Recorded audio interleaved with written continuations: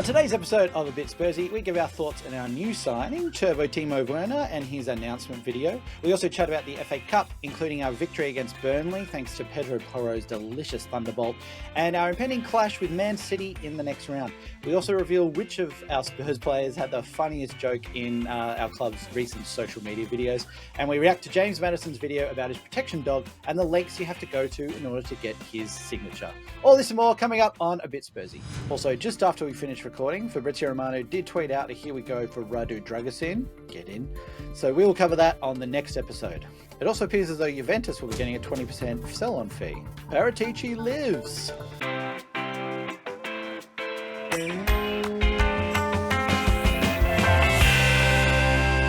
Guten Tag, everyone. Guten Tag. Welcome to Bit Spursy. My name is Barney. What was... I'm trying to think of German words I know, but bitte schnell machen. What does that mean? Which my granddad told me was like, hurry up. I think. Oh. But I don't know if that's even correct. That could be incorrect. I just recall this vivid memory of him being like, that's hurry up in German. And thinking about it, given that it was him, probably the context he was talking about was not a good one. Anyway, let's... Yeah, right. Right. I'm Cool. Dan. Hello. Let's go into that. Let's explore that. Let's dive into a little bit further. It's funny you said hurry up because the way I did that was so stilted because while I was talking, I was trying to think of any other word that I knew in German that I hadn't just Googled, which was what I said. And I didn't. So here we are. Obviously, we're saying that, Dan, because we have signed Timo Werner on a loan deal. Yeah. I like this. Like, yeah, we need a reason that we would open with something like that. Very simple. I don't know that one. Oh. What was that? Sorry, I think my Alexa just had an absolute meltdown. She didn't know. She didn't know. Didn't know about the deal. Didn't know. Sorry, I don't know, Timo Werner.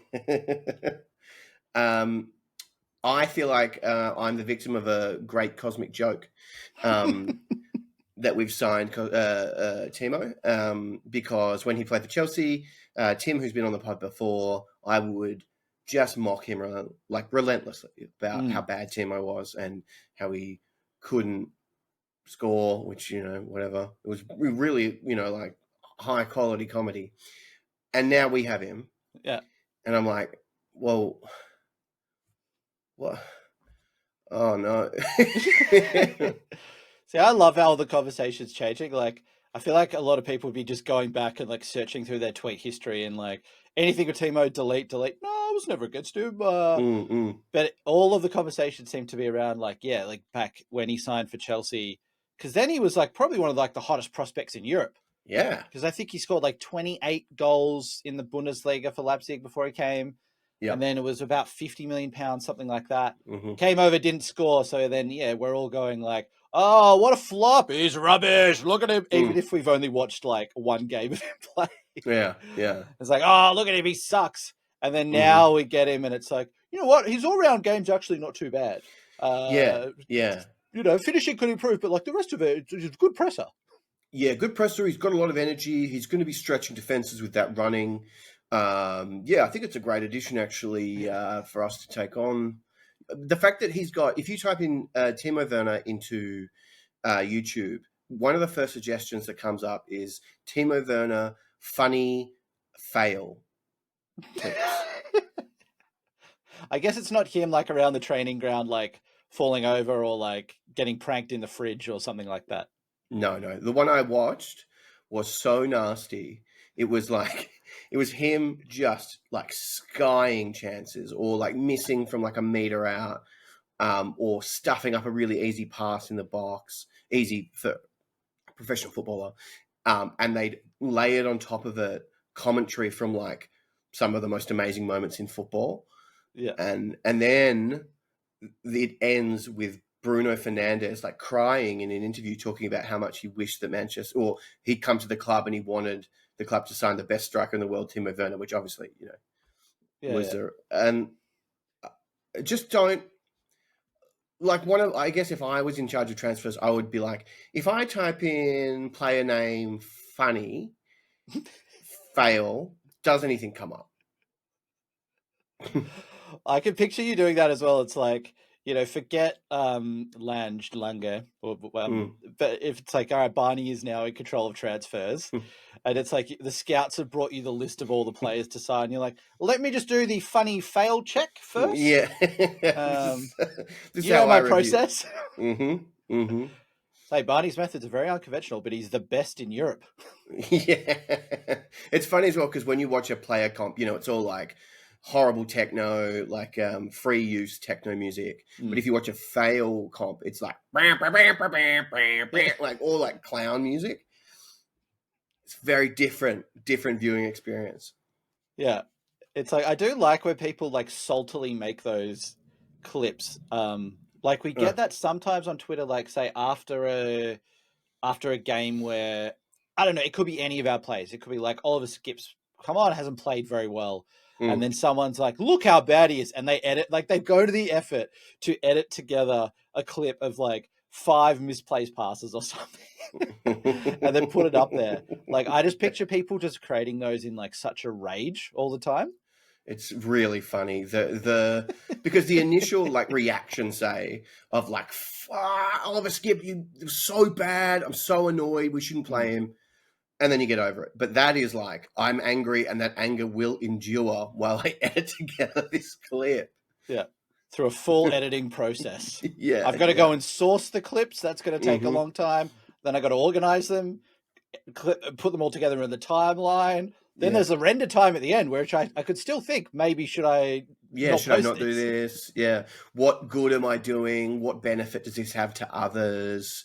Any of those thoughts seemingly do not pop into that person's head. It's just white hot rage. I imagine that this all they can hear is like television static, like Yeah, it's while they're doing it. their friends and family just around them, like, "Hey, Brian, Brian, Hey, Brian," hey, yeah. and they're just absolutely locked in. Yeah. I will have them.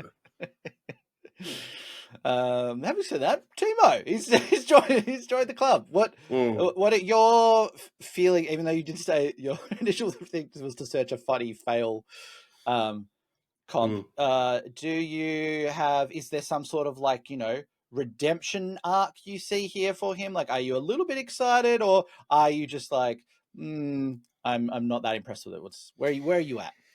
I'm kind of how I would describe it is when you were a kid and a sibling or a friend got a toy or something that you were like, that's so cool. I wish I had that. And then, like 3 or 4 years later, you actually get that toy, but it's 3 or 4 years later, and the Yeah, toy's like not as hot property now. There's better things, and you're kind of like, there's a sense of happiness at getting it, but at the same time you're like kind of like miss I'll use my ride on Batman car for an hour or two, but it's kind of not the same anymore. yeah. It's like one of the um wheels has been replaced with a wheel that clearly isn't the same model. yeah, yeah. There's uh, scratches all over it. I understand. Yeah. yeah, that's kind of how I feel, where I'm like, I'm not, I think both of us always say this when we sign someone, that to go into it with just an open, like, I'm so happy for the potential of him coming in and playing really well and Mm, being really useful. And that'll be hilarious to laugh at Chelsea fans, because then we can say, like, it was your club, it wasn't him. yeah. Which, on, like, he hasn't really scored that many goals at Leipzig since going back anyway. So um, we'll see. Yeah. No, I think you described it really well with that toy analogy because I think that encapsulates the whole feeling. And I feel it would be like if we were expecting that we were going in for someone else and then we ended up with Timo, then that might be different. So it might be like, hey, we're expecting to get a PS5. That's going to be Mm, pretty good. And then we end up getting the old like Batmobile right on, which is still actually pretty nice toy. mm, But your expectations were completely like you're like, nah, I was really getting on board for that PS5, so mm. I'm disappointed. Whereas this to me feels like I didn't even know it was time for a gift. Yeah, Okay, yeah. so And I think it's like it would be different too if we signed Timo permanently. Like Mm, the deals around, sorry, the deal structure. It seems like perfectly in line for what we want. Like to yeah. have him on a 6-month loan and then option to buy for reported between 17 and 19 million euros, which I think is probably like 15 million pounds or something like that, which is super cheap if it works out. It's like, great, this is a good negotiation for us. I think Leipzig's sporting director, I forget the name, ex player. Anyway, but came out and said it's a win-win for everyone. We win because he's not playing and wages get off the books. Germany wins because he could make the team. Spurs win. It just almost sounded a bit like Michael Scott from The Office, just of Great. like, I want a win-win-win Yeah. negotiation. That's the best. Yeah. I did like have my happiness or my gratitude for signing Timo increased by watching, and I've talked about this particular YouTube before on here, and he goes, fuck, nuts. He goes nuts. He's a Chelsea supporter, and he put up this video about Timo, and it is hilarious. Like, it's him being like, Timo Werner is the biggest traitor and snake in the history of football. Us fans were behind him, and then he goes and joins them lot. Like, he's so angry, and it goes for, like, I turned it off after a bit because the novelty of him being angry kind of ran out, and I was like, yeah, right, okay, cool. You're not really saying anything new. God, it was funny. So then I'm like, well, if it's going to make Chelsea fans angry, like, that's funny. Oh, it's also so bizarre though, because it's like I would get it if Timo like left as a bit of a pseudo club legend or even a cult hero, and it's like, oh, okay, he's a blue through and through, and Yeah. then he goes off and then comes back. But given that he left them after what was an underwhelming spell, Yeah. goes to another club and then comes to us, like I feel like Chelsea fans shouldn't really care unless he starts absolutely just blitzing it for us. Yeah. Yeah. Well, I mean, how would you feel, say, if we go back, wind back the years, and the gorgeous Soldado, we have him, he is a complete flop. Then we send him back. Did he go back to Villarreal after that? Or Valencia, I can't remember. And then Chelsea signed him like a year or two later. How would you feel? I would not care at all. Yeah, neither. I wouldn't give a shit. I'd be like, yeah, good. Okay. Yeah, sure, good luck. Like, doesn't bother me. Yeah. Like it literally wouldn't even get a second thought because you'd be like, okay. It's like if Kane stays at Bayern for a couple of seasons and then comes back and signs for Chelsea, then you That's just different. be like, you little bag. Yeah. But if it's what is a fringe player in the team? Even like Ndombele, right? Who I think Timo had a more successful spell than Tanguy did for us. But like, even if Ndombele went to Chelsea now, you wouldn't be like, oh, this guy. Yeah. You'd just be like, fine, like, all right. Yeah. I don't understand that. You're right. That's a good comparison where Tanguy was more expensive, but similar price point, similar sort of hype around a young player, and then they come in and just kind of shit the bed. Yeah, I wouldn't be bothered at all. I wouldn't. No. I'd be like, ugh. All I would think is, I remember you. But it wouldn't be about he could play anywhere. It wouldn't really bother me. Oh yeah, definitely. I love with Timo signing the announcement video that we get. Because I feel like the social have been like, Timo Werner, well, he's German. How can we create like maybe a bit of a Berghain type feel? Let's just put some flashing neons in a dark hallway and some smoke, and just have him like walk down it and then like juggle a football like with smoke behind him and everything.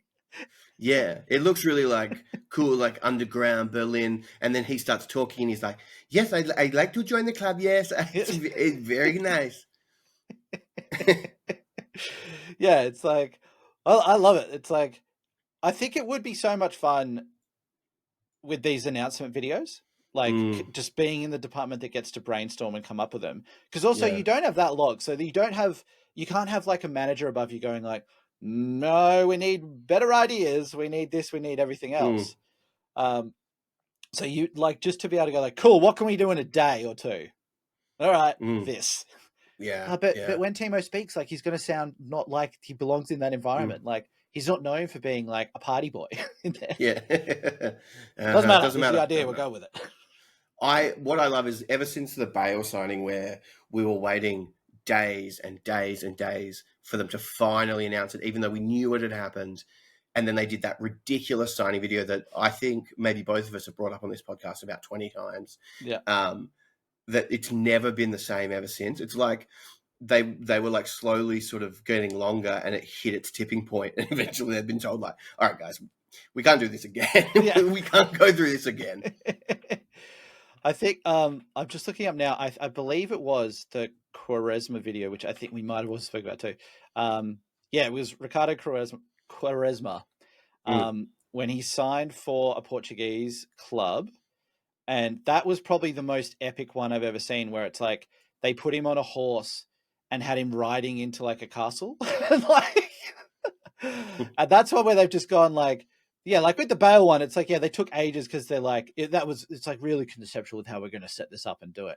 But with that Charisma run, they're like, we need to get like, there's got to be like, location scouting. We need an animal trainer to get the horse. We need this. It's a full on like short film with like classical music playing and all that as well. I guess it's like if you're, I don't want to belittle clubs in Portugal and such, but it's like you could wait like 4 or 5 days. Actually, this probably speaks worse to our fans that like we don't have the patience to wait that long. It's like we've heard that they've signed, but we want to see it right now. We want to see it right now. Yeah, but the other thing is that I don't, as a fan, when we make a signing, I'm not like, oh boy, I can't wait to see what they put together, that team, what sort of filmic experience they put together that may be loosely associated with something to do with the player. God, what are the ideas going to be? What are the themes? I'm just like, show me a photo of them holding the kit. Maybe that it's like, it's an old school type of thinking. Like, when like back in the day, when clubs signed a big player, it's like they would go to like, this Saturday at the stadium, 1 p.m., we're having an unveiling of Jimmy Greaves. Yeah. And it's like they'd be these, events that you go to for that. Or like, I'm sure then it became a thing of like, where before the internet, like watching that happen on TV. Like, yeah, there's like Saturday night, 7 p.m., there's going to be an unveiling. And then like you'd have everyone round, the family would come round, you'd create just a coq au vin, I don't know, whatever. Like you just make a big meal for everyone. A what? Coq au vin, which is like, I think it's like chicken in wine or something. Right, okay. I tried to think of like, what's a dish from the 70s or the 80s or something. Right. Wait, sorry. When you were talking about the olden days and doing this voice, well, by Scott, boy, you're actually thinking of the 70s or 80s. My timeline like accelerated very quickly. Yeah. Well, my God, what a great match. Let's get in the Zeppelin and head off. What are you talking about? Well, it's the end of that person's career. Like they started early when they were young in like the 30s. And then maybe they're just on their last legs. This is their last announcement gig. 50 years old. And they're just still going in, 70s, 80s. We hadn't quite switched over yet. They're like, oh, we could do something with a car. No. No. No. Make it a blimp. Make it a blimp.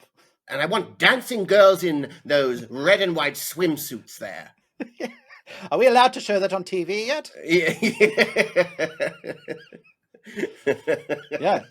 That would be amazing. Yeah. That would be great. Yeah. Yeah. I mean, it would be good. But, yeah, I'm still baffled. I love that if anyone asked you about the 70s, you're like, the 70s? By Scott. It's like, what? I've seen those black and white clips. Yeah. When we still had knights and princesses. Yes, Camelot was still in its heyday, right? Yeah. What a period. Yeah, you think Monty Python's Holy Grail is a historical film accurate of the time. Yeah, I'm Like, going through everything. Like that's where I get it from. Life of Brian as well. Like that was just a documentary, wasn't it? yeah, yeah. Things really advanced between Life of Brian and society changed quick. Very quickly. Very Yeah. quickly. Some might call it a bit of a revolution. Mm, Yeah. mm. Yeah. Should we go? I'm trying to decide whether it's better to go on to more social media stuff or to talk about the game against Burnley. I do love that in your mind. You're like, what's a clean segue out of this? There is Yeah, none. There's none. yeah. There's... And you know what I'll do to make it even cleaner? Go, blah, blah, blah. Yes, doing your 60s voice. Mm-hmm, mm-hmm. I think maybe should we quickly cover off the Burnley game? Like it's yeah, so we can get back to the main event. it's so what is this? It's so stupid. It's like should we quickly get rid of the football chat? So yeah. All right, let's return cool. to this. All right, we played in something called the FA Cup. It's played against a team called Burnley. Bentancur captain. Yeah, that was cool. That was a meteoric return. Yeah, huge. Our boy Lo Celso, is he our boy? Yeah, he's a bit of our boy. Yeah, cool. He's in. Yeah. What else do we have? Any other? Oh yeah, we played our fullback. Sorry, I just felt like we're having to go on one of those like daytime TV shows to be like the DNA testing for like, it's like Barney and Dan. You are not the father. Oh, okay. We thought he was our boy. Yeah, all right. Oh, damn it. Oliver Skip played. The first half was pretty crap. First half's pretty crap. Yeah. Yeah, and still, having said that, I still was like, I didn't mind. I was enjoying the game. Over like enjoying sitting down and watching the game, which, even though we're not playing well, it's like that's still really nice. First half was a little bit weird. Watching this though, I didn't feel like we were going to lose. Like sometimes you get feelings for those games where it's like this could be one of those games where. Something crazy happens and we end up conceding a goal when we've had 50 chances or things like that. Like it was a bit of a drab first half, but then I still thought that we would just find a way to get past Burnley because I didn't think they had, much of a threat really.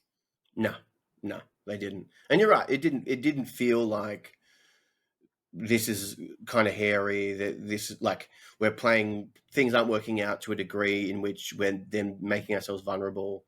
And it was kind of like maybe that's what I didn't like about the first half. I was like, just do it already. Like that's your halftime team talk. Boys, come on, boys. Hey, just do it already. Yeah, just do it already. Just do it already. Yeah, it's the brother of the dude that started Nike. Yeah. So no, you cannot re-register Just Do It. Like your brother, Phil has already come in here, and it's the patent's done. Like the trademark's done. Just Do It is taken. All right. What about Just Do It again already? Did you say Just Do It again? No, because that one's also taken. But Just Do It already. That's taken. Are you serious? By who? Phil was worried you'd come in here and register another one. All right, fine. But I'll have Just Do It already then. That's done. That's all yours. Yeah, sweet. I like that better than Just Do It. Yeah, Just Do It already is like, there's a way more of like a time on that. It's like, it's actually kind of guilting the person a bit more. Yeah. So, because like you should have done it, or like you should have done it by now. Yeah, just do it already. Come on. Way better. It's like the tagline, Just Do It. Like it hits for 10 years and people are like, yeah, okay, cool. But then they get tighter and then it's like, you still haven't done it. So we need to like, then this is where yours is going to come. Just do it already. Yeah. And if you've done it, just do it again. All these conditions because people are getting offended. Like I've already done it. Yeah, I've done it. I've got nothing to live for. Yeah. That's okay. We've got a new rebrand coming. It's great. So how did you feel when Pedro Porro did it already? Oh, it was such a good goal. Mm. It was unreal. What a shot. Yeah, it felt very good.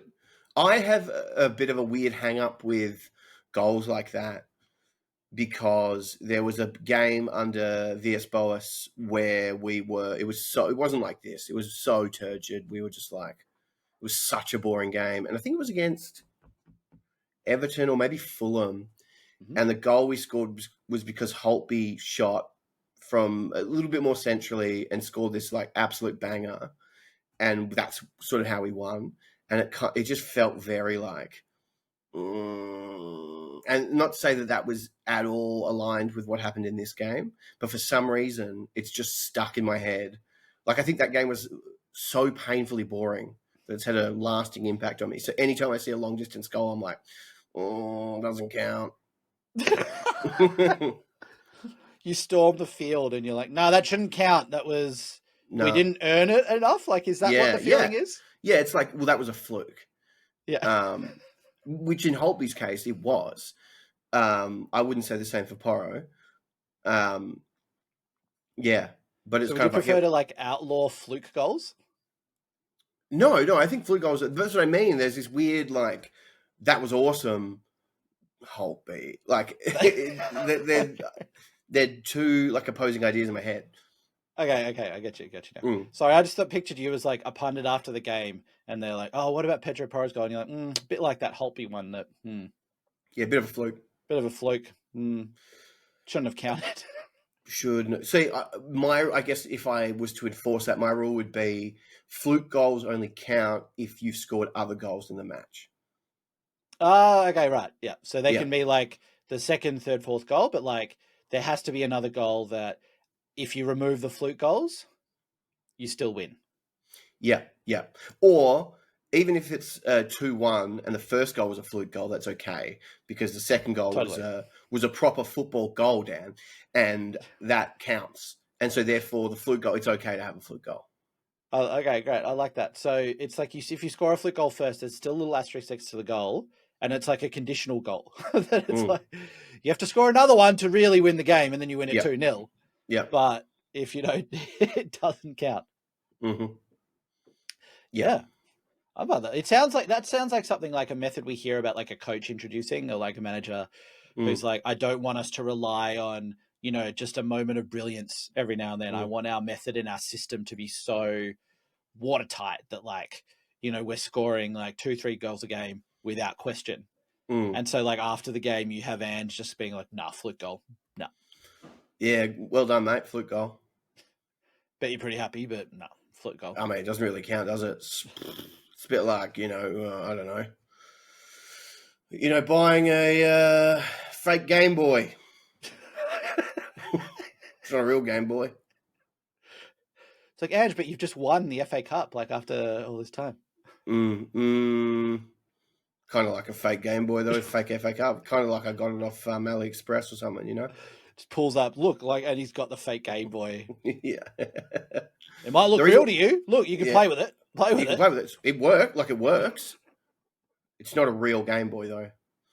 The reason I bring that up is I've become obsessed with watching, like, which I wouldn't usually watch, like streamers buying fake game consoles. That's such a niche that I was not expecting at all. Yeah, I don't know. I just fell into it. As in, they buy the console and then they play the games. So they buy whatever, like they go on Temu or AliExpress and they buy whatever fake game consoles they find on there, and then they try them out and look at them and pull them apart, and yeah. Is this some of those ones where it's like, this console comes with 5,000 preloaded games? Yeah, like that. But the cover will always be like, I bought 23 of the most popular pirate game consoles to test them out. And they're always like, it looks like a PS5, but it plays like Nintendo Entertainment System, horrible, games. There's a Laserdisc slot on the back. Mm-hmm. And it's like, yeah. Do you know, I heard something the other day, which is kind of interesting with games, that they've got this weird thing where old games, it's like maybe 70% or 80% of the games that have been made in the past are now inaccessible. Mm, Whereas in all other media, it's like we store the games store whatever it is. So it's like old music, even if it was originally released on your tiny small vinyls, it's mm, like that's all uploaded somewhere and we can still consume it. Like old movies, we can still find on streaming services. But then a lot of old games, it's like you just can't get them anywhere. And like, mm, sure, there's someone with a copy somewhere in the world, but compared to, like games, movies, music, like it's all in that similar sort of bracket. It's like, mm. it's just that you just can't get these old games at all. Yeah, or like depending on how they were released, finding a method to play them, even if you do find them, Mm. is a whole other thing too. And yet I can play as Harry Kane on Fortnite Yeah. if I so want to, which I don't do because to me, if I did that, I'd be thinking the whole time I'm going to give my position away because I'm going to be stinking of sun cream. That's what I imagine. Hey. Mm-hmm. You Mm, just be backing into other players and yeah, as they jump up above you. Yep. yep, yep. A little Harry Kane dig never goes astray. Never goes astray. Yeah, I don't think really that much else happened of note within this game, really. Mm, It was kind of one like, get the FA Cup, get it out of the way, we're through to the next round, and I think we're against Man City now. yep. And it's great. It's like, because if we lose to Man City, like, that's fine. Like, Mm, if we go through to, like, and we were playing, like, Peterborough or something, then fans are like, well, we better win this game, because if not, mm, da-da. mm, And this is not going into it going, like, let's have a mentality of, like, well, let's just lose, but that's okay. But, yeah, it's like, I think this is a good fixture to have, because if we get past City, then we've probably got a pretty good chance of winning it. mm, true. But also, I'm the opposite where I'm like, give us Peterborough. Give us Marine again. Give us whoever, where we play this like team on a crap pitch and maybe someone rolls their ankle. It's not good. We like absolutely scrape by. That's the magic of the cup, Dan. That is the magic of the cup. But I don't want to play let's Man have one of those City. after. Let's have one of those after Man City. Fine, fine. Well, I guess, but yeah, I don't want to play Man City. I think what I'm feeling is like, if Man City, if we play them in a final, like they're going to be really G'd up for it. They're going to be really like, all right, this is a final. Let's do this. This is a chance to win a double, triple, whatever. Whereas now at this stage of the FA Cup, it's kind of like it still doesn't have maybe as much importance to them. Mm-hmm. So they might be a little bit more vulnerable with it, possibly, even though Mm-hmm. we've got, half of our squad away, Yeah, or yeah. still injured. So I haven't really thought through my opinion that far on this, but it's yeah, maybe it would be better not to have Man City now. Yeah, I wish we didn't. So in your head, Pep's kind of like, okay, go out there, see how we go. But if they win in the next round or towards the finals when they're more G'd up, he's going to be like, everyone wear your golden boots. Like, we need to be extra prepared. Get here the day before at the ground. Like, guys, let's try today. Come on. Yeah. Okay. Yeah. Okay. Let's try today. Yeah. Let's try. Yeah. Do we know? Are we playing at home or is it at City? It's at home, I think. They don't score. We're basically through. So I'm back on Man City being a good thing. They don't score away to us. Yeah, true. There's even that clip of Pep where someone's like, "What if you could have anything? Like, you've won the treble, you've won this, you won that. If you could have anything, what would it be?" And his reply is scoring away at Tottenham. So we're done. We could have the short kings in defense against Haaland, and we're fine. Oh, the short kings versus Haaland. Grabbing onto him, climbing him, all four of them. No. Actually, you doggy's not short. No, he's got some. But for the joke, we make him. We're like, no, he's sub 6 foot for the gag. Yeah. But really, in life, he towers over both of us. Yeah, true. That might be the one last thing to mention just from the game of like a doggy Porro, like fantastic. I think they were. They're still so good, and it's maybe like because they've risen to such a level, and I think both of them just across the board now are just playing so well. that maybe that has compensated for Davies and Emerson.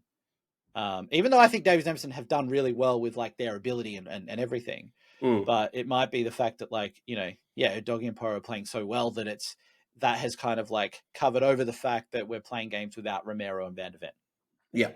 Yeah, I think you're onto something there. Well done, boys. Don't ever say we don't give you a compliment. Yeah, we've got it in us. Now, the next thing I can see on our running order that you've put in, Dan, is player lock screens on their phones. Yeah.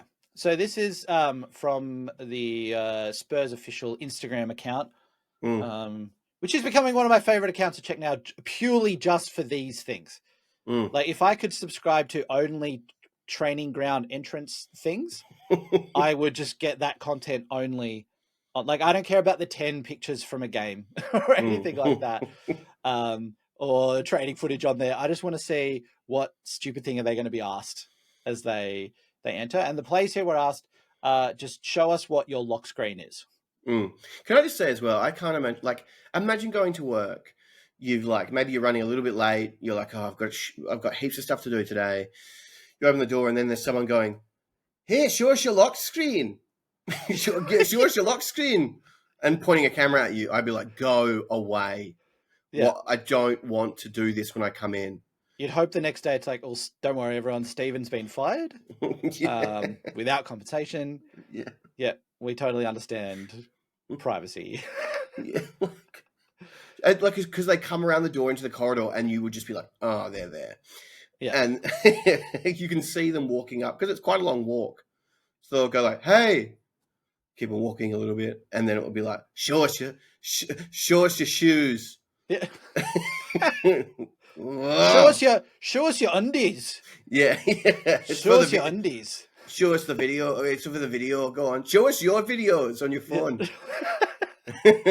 Show us what tabs are loaded up in your private browser. Go on. Go on. Why not? You can't get in. I won't press the button unless you do. And they're having to go through. Show us your OnlyFans subscriptions. I don't have it. Go on. Sign up for one. I've got 30. Go on. Yeah. I could recommend a few to you. Yeah, no, please stop this. Yeah, so the lock screens, and some of them I can see that the player, and other ones I can't. And also our training ground creep is Scottish. How'd I get the job? Just rocked up and said, I'll sweep the floors for you if you want. Yeah. Work my way up to this. Groundskeeper Willie. Yeah. So we have some lock screens here. So maybe then we could start with the players that we could see. So we got Vicario, who has Venom, which I assume is from a movie poster of that. So it's always interesting to know because you don't know how much players love their nicknames or how much they're on board with it, or if they're even aware of some of the nicknames that they have. But if Vicario is they call me Venom, here's my lock screen, Venom. I just love how focused that is. I picture his family do you want to put a picture of us maybe in there or something? And he's like, no, why would I do that? I'm at a new club. I need to try and get them to start calling me Venom. It's like a modern day business card where you're like, they call me Venom. Do they? Yeah. And then you give the business card and it says Venom on it. Yeah. Why would I have it as my lock screen if they didn't call me that? Yeah. What are you talking about? We saw you just put that on as your lock screen. Yeah. I mean, that's what I always do. Mum, that's why I call you Sunset at Beach. Yeah. Come on, Mum, just get off my back. Yeah. So he's got Venom, which is great. Maddison has a picture of his family. So I think that's his girlfriend and his 3 kids. Yep. Very wholesome. Brennan Johnson has a picture of his mum and his dog. Okay. And they look at a nice country pub or something having a nice meal. Next we have Phillips, who has a picture of himself for his England debut. Okay. That's nice. Okay. Then we have Decky, who's got a picture of his wife with glasses doing a thumbs up. Yep. To which the person who was filming it, they then show their phone, which was Richarlison, that photo of Richarlison with shades. And they're like, you could change it to this one. And Decky's like, yeah, I guess I could. The next one we have, which I really love, is Mickey van der Ven. And he's just got default, which is just the globe that like just comes with Apple, just a picture of the Earth. Great. And he's just like, yeah, just like default. It's good. It's a classic. Yeah. And I've never heard it described before. It's like, you see that lock screen and you're like, oh, that's a classic, that one. That's a classic. Oh, that's vintage Apple. Vintage Apple right there. Yeah, that's nice. And then we've got Oliver Skip. Now, it's a picture of a lion on a safari, and it says, mine's from a safari a few years ago. Mine's from a safari a few years ago. I went on a safari and I put it on my lock screen. Yeah. Which is kind of like interesting. It's like, I understand like maybe a travel photo and that, but it's just a bit interesting to have like a photo, because when you see the full photo, like it's sure he took the photo, so there's that memory attached to it, but it's not like it's a majestic lion standing there that would kind of really get him like G'd up. The lion's kind of looking like the other way sort of thing. But I guess, it's just, that's just nice, and it fits in with, he's just a good boy, isn't he? He's a good boy. I think the other one which we had was Austin has a picture, and it was just the weather as like the temperature. Sick. And he's like, yeah, I just like to know the weather. Great. It's like, yeah, great. Practical. Nice. Practical. I'm scared of rain. I wouldn't be in here if this came up with the rain. The other thing recently that they've done with the entrance questioning is jokes. Yes, great. Yeah, they've done some great. Well, just great. I just love that it's like, like a player comes in first thing in the morning, and it's like if anyone's like, oh, you do comedy, tell us a joke then. Yeah. But this is players who don't even know for that. They just come in like, got any jokes for us? I'm going to do that if I ever meet a Tottenham Hotspur player. Oh, you're a footballer. Kick a ball. Yeah. Go on, kick a ball. Show us how many keepy uppies you can do. Do it if you're professional. This first one you put in that was from Brian Hill. Did you want to read it? Yeah. So they basically say, give us a joke, and then the player just says a joke. Some players are given a joke to read, which kind of removes the illusion a little bit. But I think Hill, this is a one that he said, which was, Daddy, in school they're calling me big-headed. And then he goes, don't worry, son, and is just rubbing his giant head. But what I love the most about it is like, as Hill like walks off, he's like, it's like he's very happy with himself on pretty good. That gag. It's pretty good. And it's like, I like that he brought a visual element into it too. He's a multimodal performer. He can, do physical stuff. He can do wordplay. He's got it all. Yeah, definitely. Whereas like Skip, they gave him one and he's like, no, not that one. No, another one. It's just like really offensive. Oh. Yeah. I love as well, like in my mind, the timeline was they started and then the several players were like, I don't know. And they're like, shit. And then they got the intern to run up and like print off jokes and cut them up. And they're like, we'll just give it to them. So then the video is them rocking up for a day of training, being asked, do you have a joke? Them going, no. And then being like, read this one then. Like, yeah. What? What about this one? You try this one on for size. Mental. Yeah. Go on. You go. I was going to say my personal favorite joke, but yeah, which was Udoji, where he just goes as calm, just completely flat, goes, what falls but never needs a Band-Aid? Rain. And it was so cold, and it reminded me of like, I don't know who you are, but I'm going to find you and I'm going to kill you. This is Taken moment. Yeah, it was awesome. Let's go. I love the confidence in that. It's like, well, falls in rain and then off. It's like, whoa, that is smooth. That's doesn't need to overdo it. Just just plays it really nice. Yeah, yeah. It's you. Do you think that like they ever say, now boys, when you come in tomorrow, you're gonna have to say a joke, and that like so have one, and so some people were prepared and other people didn't, and They then go they're home like, and work on them for the evening, like homework for the club. yeah, sitting at their computer, blank Word document, going, oh, I just can't get it. It's like, sorry, Gaffer, I didn't have time last night. I was working on my joke, and it took me all night to come up with. I would love that. Yeah. Yeah. I wonder whether they get any pre-warning. Yeah, or whether it's just like, because some of them seem like they're pretty ready to go. And personally, if someone said to me, just walking like, "Oh, hey, give us a joke," I'd be like, well, I can't think of anything. Like, what do you mean? What type of question is that? Is a greeting? Mm-hmm. One of my favorite things to do at my work, I work with kids sometimes, and I'll always ask them, "Tell me a joke," and they just make it up, and they are so funny.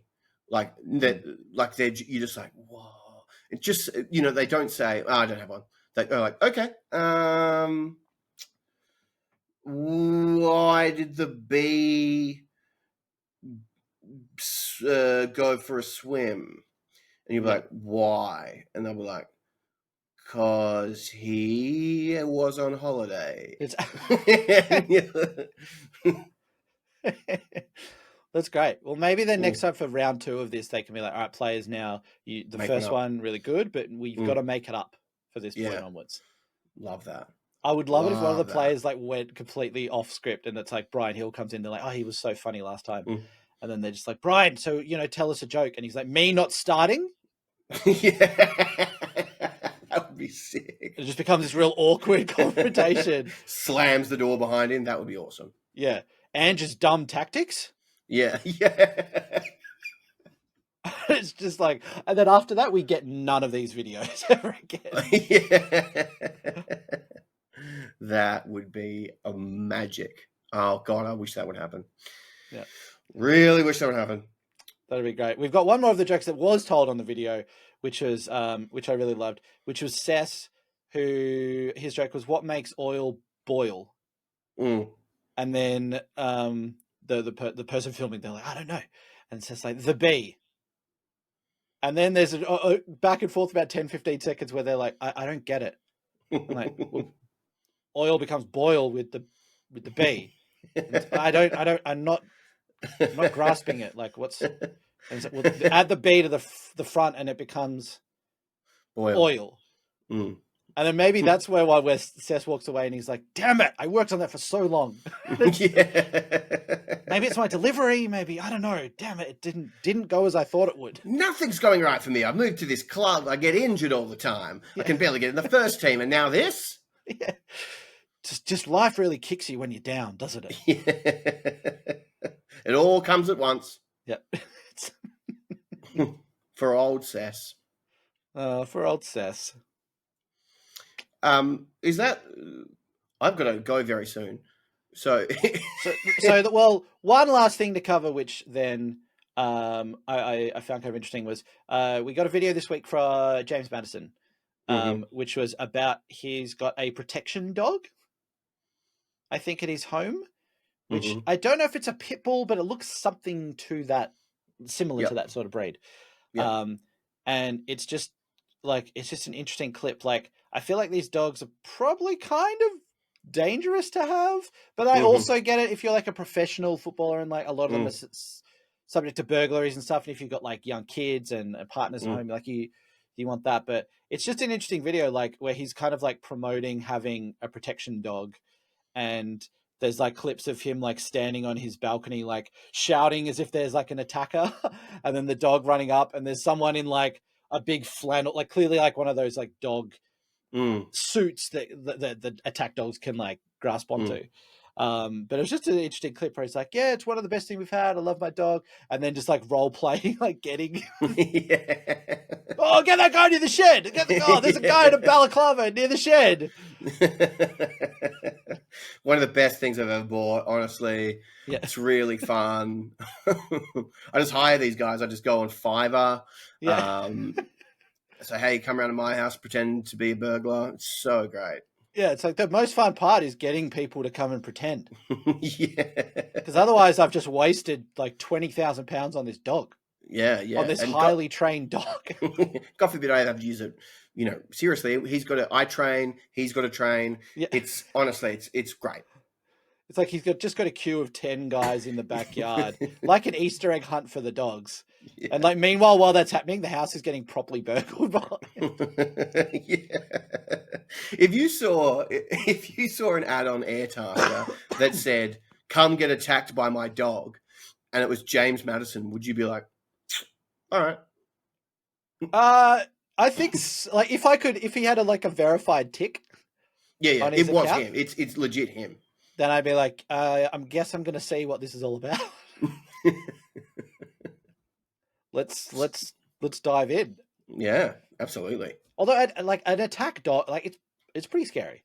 Yeah, which I know is the point. But yeah, yeah, would you do it? Yeah, I would, but I would be terrified. But I also love the idea of people signing up, being like, I just want to meet James Maddison, and then you go along and you're like, but I've got to do the dog thing though. Yeah, they're like, oh James, can you sign my kit? Like, you know the rules after the dog thing. After the dog thing. Yeah. Just you scratch my back, I scratch yours. You know what I mean? So instead of these grown men, it's just all these mascots, like all these children, just in like sort of looking like Michelin men in like their suits. Yeah. Just because they want to get a signature. And he's like, you know what it is? Make-A-Wish Foundation. You know what it is. If you want me to meet them, they got to play the dog game. Yeah, exactly. They got to come play. Yeah. God, what a world, hey? What a wild world. What a wild world. So I guess to wrap up, we've got Man U. Yep.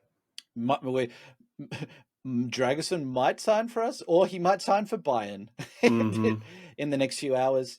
But it seems like Van der Ven might be back for that game, which would be great. Yes. That's good. I'm feeling like we can take on Man U, even if we do have the Short Kings, and even with Son away and everyone else. It's very arrogant, maybe, to say that. It's like, yeah, we'll just brush them aside with half the squad gone, but I think we can. I'm hopeful. All right, I really better go because I'm going to go to a meeting. So, God bless, good luck, and may Spurs ever shine bright in your life. Coys.